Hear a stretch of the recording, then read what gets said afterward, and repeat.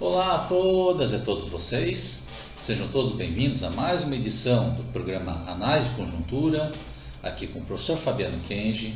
Nessa edição que marca o segundo episódio da temporada do primeiro semestre de 2022 e que está sendo gravado aqui nesse dia 16 de março.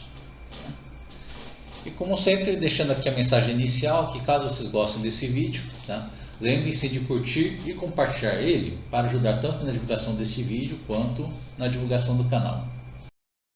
E no episódio de hoje nós vamos tratar sobre a Petrobras, que na semana passada anunciou mais uma disparada no preço dos combustíveis no Brasil, onde a gasolina foi anunciado um aumento de 18,8%, e no diesel um aumento de 24,9% nos preços que são cobrados às distribuidoras, mas que obviamente já está levando um aumento no preço cobrado pelas postas de combustíveis. Que é mais um episódio que mostra o total descompromisso do desgoverno Bolsonaro com o povo brasileiro. Então você tem que desde o início de seu desgoverno, em janeiro de 2019, a gente teve no total um aumento na gasolina de 56,5%, o diesel teve um aumento de 69,1%, e o gás de cozinha, que é aquele item tão importante para as brasileiras e para os brasileiros fazerem a comida do dia a dia, aí teve um aumento de 47,8%. Então disso que começa a vir de novo algumas perguntas sobre como que a Petrobras chegou a esse ponto de causar tanto prejuízo ao povo brasileiro, porque todos esses aumentos também vão afetar toda a cadeia produtiva que também depende de combustível e gás. Para esclarecer um pouco melhor esse assunto, para quem ainda não conhece bem o tema, aqui eu vou fazer apenas um sumário bem resumido do histórico da Petrobras, somente olhando na questão da composição dela, que foi de estatal para empresa mista. Então aí com isso a gente começa lá no governo Getúlio Vargas, que foi o governo que criou a Petrobras, dentro do movimento O Petróleo é Nosso, certo? Que é um movimento querendo a soberania no controle do combustível, do petróleo no Brasil, certo? Como muitos países fazem seus setores estratégicos, seja de energia, seja de petróleo, seja de gás e assim por diante. Certo? Bom, é nesse princípio que no governo Getúlio Vargas foi criada a Petrobras e também foi dado um monopólio à Petrobras, um controle então do petróleo no Brasil.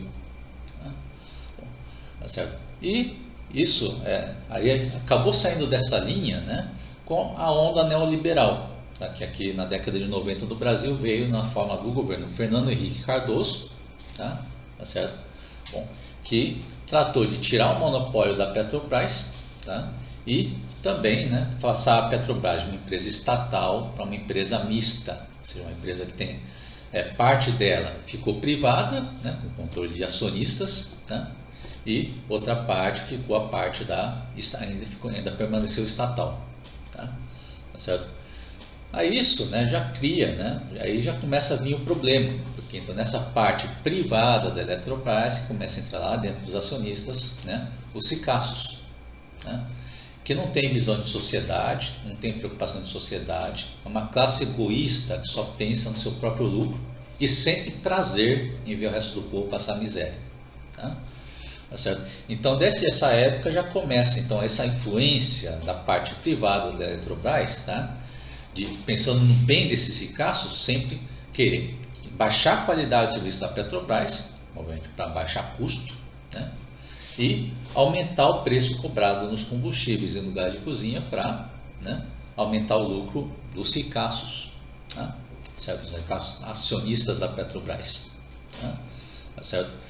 E é nisso então que nessa fase do governo Fernando Henrique já vem esse sucateamento da empresa, certo? Um sucateamento que tem como seu maior símbolo o que aconteceu com a plataforma 36, que aparece já várias imagens dela afundando no mar, certo? Isso como consequência de incompetência e da falta de investimento durante o governo Fernando Henrique. Bom, aí esse declínio da empresa ela foi interrompida depois com o governo Lula, Tá? Aí o governo Lula volta a fazer os investimentos na empresa, tá? Que embora fosse ainda uma empresa mista, tá certo? A parte estatal ainda é capaz de dar um controle sobre a gana do pessoal que está na parte privada da Eletrobras, tá? No caso dos desejos dos acionistas de ganhar lucro próprio e causar miséria no povo, tá certo? Então é dessa forma então que dentro do governo Lula ainda foi possível fazer o controle, né, do preço dos combustíveis, mesmo na crise de 2008, né, por sinal também teve o barril do petróleo a um preço de dólar muito alto, até esse momento ainda superior ao preço que ficou o barril do petróleo com a guerra da Ucrânia, né, tá certo? E ainda, né, podia fazer investimentos a mais para desenvolver a pesquisa dentro da empresa, que também foi capaz de fazer a descoberta do pré-sal. Né? Foi descoberta e está sendo explorado com uma tecnologia que só tinha na Petrobras. Nenhuma empresa outra petrolífera no mundo tinha sido capaz de fazer essa tecnologia. Então é dessa forma então que, né, o governo Lula, e passando por o governo Dilma, pôde manter um certo controle, né, na questão da empresa mista na Petrobras. Tá? Lembrando porque na empresa mista o governo é acionista majoritário, tá? E também tem o poder de indicar o presidente da Petrobras. E com o governo Dilma Rousseff, né, acaba se adotando aproximadamente a mesma política ainda na Petrobras, né, que foi seguida lá do governo Lula, tá? De adotar uma política que se adota numa empresa estatal responsável, tá? Que é colocar dentro das contas da empresa o interesse público, tá? Ou seja, você tenta controlar o preço para não deixar o preço disparar, tá certo? E do outro lado, é claro, também fica preocupado, né? Também não controlar demais para não dar prejuízo para a empresa, para ela, né, ter lucro, para ter investimento dentro da empresa e também para ter lucro para voltar para os cofres da União. Tá? E dentro dessa política com Dilma Rousseff também foi aprovada a lei, né, alocando boa parte dos recursos do pré-sal, tá, para a educação. E acho que esse foi o elemento que acabou despertando ainda mais o ódio, né, da Casa Grande, o ódio da grande mídia, o ódio dos ricaços canalhas, que são lá os acionistas da Petrobras. Porque o pensamento seria mais ou menos nessa linha: como eles ousam, né, desviar o dinheiro que eu queria para mim e colocar na educação. Né? Tá certo? Então, seguindo, né, esse pensamento que a grande mídia, a Casa Grande, né, tá bom, resolve estourar de vez a campanha para tirar Dilma Rousseff. Tá? Seja na campanha, por exemplo, apoiando as sabotagens que Eduardo Cunha fazia no Congresso, tá? E depois, né, na narrativa da mídia falava que a culpa era da Dilma, tá?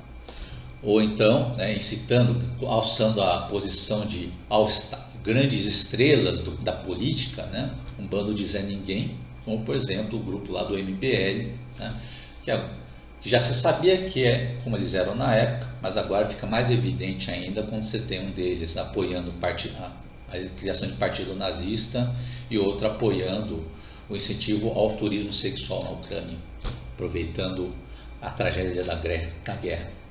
Né?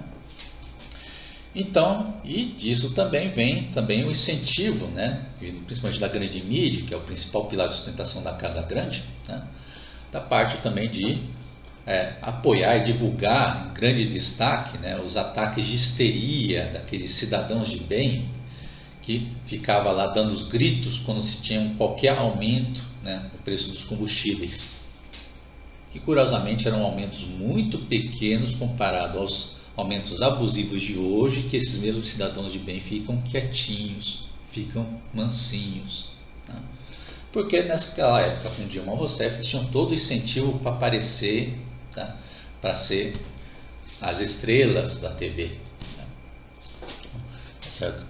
Bom, e essa perseguição era tão grande também, tá, que até teve dentro do Ministério Público, que sempre tem aquele grupo que quer puxar o saco da Casa Grande, quer puxar o saco dos ricos canalhas do Brasil, para ver se tem algum retorno para eles, né, de ir processar, por exemplo, a presidente, né, da Petrobras na época do governo de Dilma, que é a Graça Foster, tá, por ela ter adotado a postura de tentar impedir, né, quanto possível, o aumento do valor do combustível, né, pela questão do interesse público.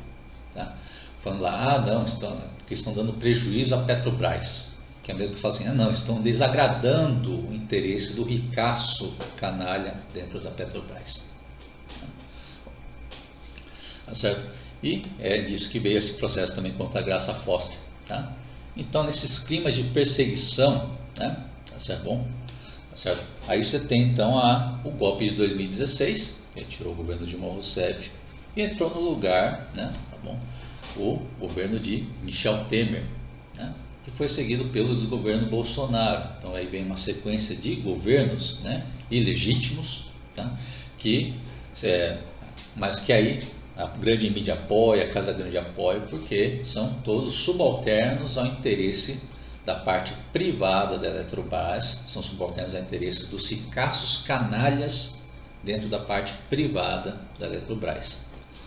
Tanto que depois disso começa a vir então a política dentro da Petrobras de vender tudo que pode, né, dos recursos da empresa. Né? Tem lá que em 7 anos foi vendido, né, já mais de 244 bilhões em ativos, né, da Petrobras, em refinarias, distribuidoras, claro, obviamente tudo a preço de banana, tá? Para a grande alegria dos acionistas e para a grande alegria também daqueles que querem explorar, né, o petróleo no Brasil, tá certo? E também junto explorando os brasileiros e brasileiras do país, tá?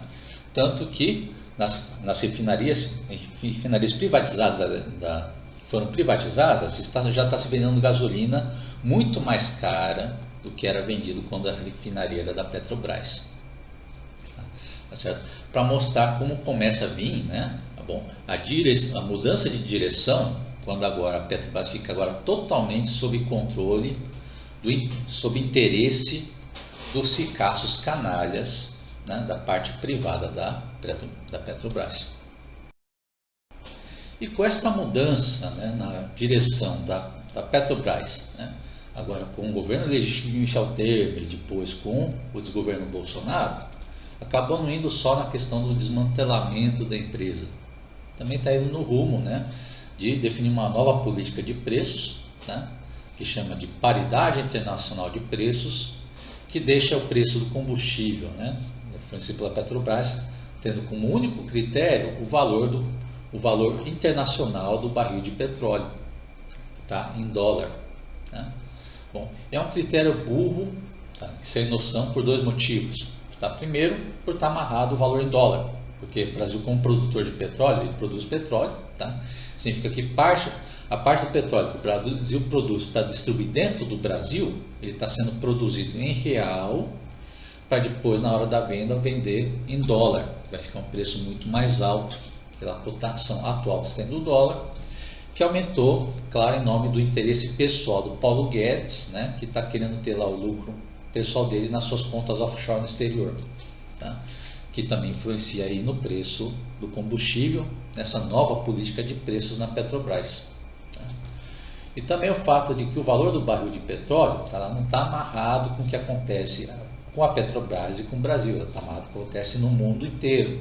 Pode ser uma crise econômica mundial, ou pode ser, né, aconteça uma guerra, né, em que esteja envolvido meio país produtor de petróleo, né, tá certo? Bom, então, ou seja, todas essas crises mundiais acabam afetando o valor do combustível aqui no Brasil de forma muito maior do que deveria estar afetando, né, certo? Porque uma certa influência tem, mas o Brasil, como produtor de petróleo, deveria ter condições de diminuir esse impacto, como o Lula já fez, por exemplo, na crise mundial em 2008. Né? Tá certo? Mas que, é claro, o Bolsonaro se recusa a fazer aqui porque ele quer atender os interesses dos acionistas ricaços da Petrobras. Né? E é tudo isso que fica atrelado justamente por esse interesse, porque os ricaços, né, canalhas, estão lá nos acionistas da Petrobras, a parte privada da empresa, tá? Eles sabem que deixar claro desse jeito, o preço do combustível só vai subir e só vai subir de forma abusiva. Tá? É isso que aponta todos os dados da empresa. Tá? Então você tem 2021, que é uma alta dos combustíveis então, promovida, né, com a ajuda do Bolsonaro, tá? Você teve lá garantido 31,6 bilhões de lucro, né, aos acionistas da Petrobras. Tá? Então, você tem um país inteiro sendo prejudicado para beneficiar só aquela minoria de ricaços, tá? Onde grande parte deles é também do exterior. Então, você tem fuga de dinheiro aqui pago pelos brasileiros para fora do país. Tá? Isso continua em 2022, já que continua essa política mesmo, com todos esses sinais evidentes, né? Tá certo? Prejudicando o país inteiro, tá? Ainda se manteve essa política de preço na Petrobras e agora ela está tendo lucro recorde astronômico de 106 bilhões. De novo, prejudicando o país inteiro como um todo, tá? Provando novamente que essa política de preços ela não tem noção. Tá? Ela só está aumentando os preços dos combustíveis no Brasil de forma artificial. Tá? E tudo isso para cumprir o interesse então da parte privada da Petrobras, tá? Que agora tem todo o espaço para agir graças à parte estatal de agora, que é totalmente subalterna a eles. Tá? E claro que tem uma moeda de troca. Então você tem o presidente da Petrobras hoje, que é o general Joaquim Silva Luna, né? Certo? Que junto com outros executivos da Petrobras, ele já está para receber um bônus, né, de 13,1 milhões de reais por boa performance. Né? Certo? E quem define o critério, né, sobre quem vai receber esse bônus de boa performance é justamente os próprios acionistas da Petrobras. Tá? Então a parte estatal agora subalterna, tá? Então ela ajuda a prejudicar o país inteiro em benefício dessa minoria rica dentro da parte privada da Petrobras e em troca recebe esse bônus de boa performance. Né? Certo? Por isso que é lorota esse discurso que o Bolsonaro faz agora, falando que não, a culpa não é minha porque eu não decido nada na Petrobras. Lorota, porque Lula e Dilma tiveram esses poderes de decisão, porque o governo ainda é acionista majoritário da empresa, tá? E ainda tem o poder de decidir quem que é o presidente da Petrobras. Certo? E então tudo isso também tem uma moeda de troca para o Bolsonaro, porque ele só consegue se manter na presidência, mesmo com tantos escândalos de corrupção, mesmo com tantos crimes de responsabilidade, mesmo sendo responsável em sabotar as medidas contra o coronavírus do Brasil, ser responsável por mais de 620 mil mortes por coronavírus no Brasil, tá? Porque ele está recebendo em troca esse apoio da Casa Grande para se manter no poder. Porque ele ainda continua apoiando as medidas que interessam a Casa Grande, como a autonomia do Banco Central, tá? Privatização da Eletrobras, está querendo tocar também privatização dos Correios, tá certo? Justamente, né, nessa moeda de troca que ele é subalterno, ele depende totalmente dessa Casa Grande para se manter no poder e quem sabe mesmo que saia da presidência ainda conseguir tentar garantir para ele mesmo uma certa impunidade pelos crimes que ele cometeu. Tá certo? Tanto que agora o que ele propõe como solução para a Petrobras é privatizar de vez a Petrobras. Tá certo? E como falamos em todo o programa, a culpa, os principais culpados dessa crise que estamos tendo no Brasil é da parte privada da Petrobras. E a solução do Bolsonaro é passar tudo na mão deles. Tá certo? Tudo isso é para vocês entenderem que toda essa crise que o país inteiro está sofrendo, né? Preço do combustível em alta, preço do gás de cozinha alto e por consequência o preço dos alimentos também vai estar alto, tá? Mais alto do que já está, tá certo? Todo esse sofrimento é porque atualmente o Bolsonaro não passa de um cãozinho adestrado, né? Lambendo o pé dos ricaços canalhas que estão lá como acionistas da parte privada da Petrobras. Tá?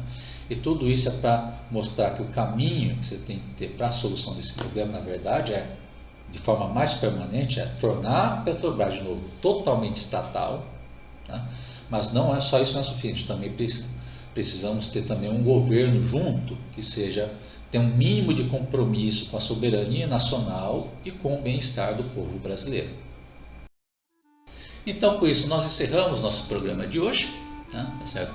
Então, passando para nossa mensagem de encerramento, lembrando, caso seja de interesse de vocês, tá? Você pode fazer inscrição no canal do YouTube, tá? Ou curtir e seguir também a página do professor Fabiano Kendi, né? PT Tocantins no Facebook, tá? Para ter, né, acesso mais rápido às últimas informações aqui do nosso espaço. Tá? Então, até mais a todas e a todos vocês. Nos veremos novamente na semana que vem.